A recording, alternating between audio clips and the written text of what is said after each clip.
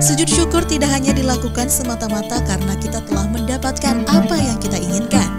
Tetapi ada banyak manfaat lain yang kita dapatkan dengan sujud syukur, diantaranya menjadikan manusia selalu ingat kepada Allah karena nikmat dan karunia serta anugerah hanya datang darinya.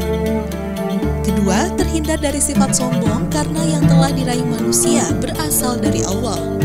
Kemudian Allah juga senantiasa menambahkan nikmat kepada hambanya, serta Allah akan menyiapkan tempat yang istimewa di akhirat bagi orang-orang yang pandai bersyukur. Tidak hanya menjadi obat hati, sujud juga bermanfaat bagi kesehatan tubuh manusia. Salah satunya yaitu memperlancar aliran darah menuju otak.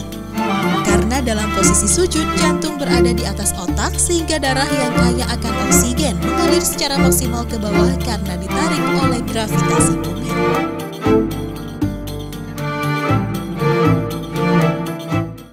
Sahabat Ustadz, barang siapa yang mensyukuri nikmat-nikmatku, maka nikmatnya Allah akan tambah.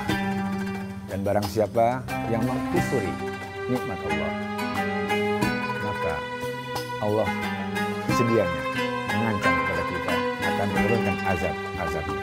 Sebagaimana kita berekspresi dan euforia terhadap rasa sujud atau rasa syukur atau orang yang bersujud seperti video tadi ya, ketika euforia seorang pemain ketika ia bisa berhasil melesakkan gol ke gawang lawan tanpa sadar, refleksi, kemudian ia lari dan saking bahagianya ia melakukan sujud di lapangan bola. Apakah hal itu dibolehkan dalam Islam?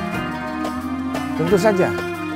Intinya dalam hal ini, ketika seseorang melakukan rasa sujud, rasa syukur, ya, kemudian ia paham bahwa ia bisa menghasilkan kemenangan, tentu semua karena berkat dan rahmat Allah. Nah, ketika seorang pemain ia melakukan selebrasi, kemudian ia pun melakukan sujud, intinya jika di dalam hatinya sujud itu persembahkan untuk Allah karena pertolongannya, karena rasa syukurnya, maka insya Allah rasa syukur itu bisa Allah terima.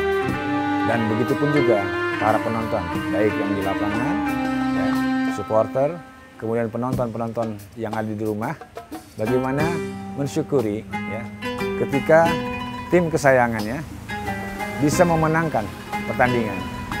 Tentu yang utama dan paling utama, katakanlah Alhamdulillah. Alhamdulillahirabbil alamin, tim kesayangan saya menang. Kemudian kalau perlu ucapkan kalimat-kalimat Allah ya, seperti Allahu Akbar, bertakbir karena merasakan kemenangan. Dan Rasulullah pada saat memenangi peperangan, beliau pun juga bertakbir dengan takbir yang maha dahsyat. Allahu Akbar, Allahu Akbar, walillahil hamd. Ya, begitulah sahabat Ustadz, dalam bersyukur kepada Allah, memang sepantasnya memang kita selalu ingat kepadanya. Seharusnya, sewajibnya kita selalu menghadap kepadanya. Dengan menghadap kepadanya, kemudian kita merasakan rasa syukur ya, yang tidak bisa kita hitung nikmat-nikmat yang telah Allah berikan kepada kita ya. Maka lakukanlah dalam keadaan kita sedang menghadap Allah atau dalam keadaan sholat, sehingga rasa syukur yang kita panjatkan akan lebih berarti dan bermakna. Dan jangan lupa, kalau kita sayang sama tim kesayangan kita, doakan ketika kita sedang menghadap Allah. Pemirsa, jangan kemana-mana, tetap saksikan Kata Ustadz. Saya akan kembali setelah yang satu ini. Syukuri kita banyak bersujud, maka niscaya kita akan beruntung dunia dan akhirat.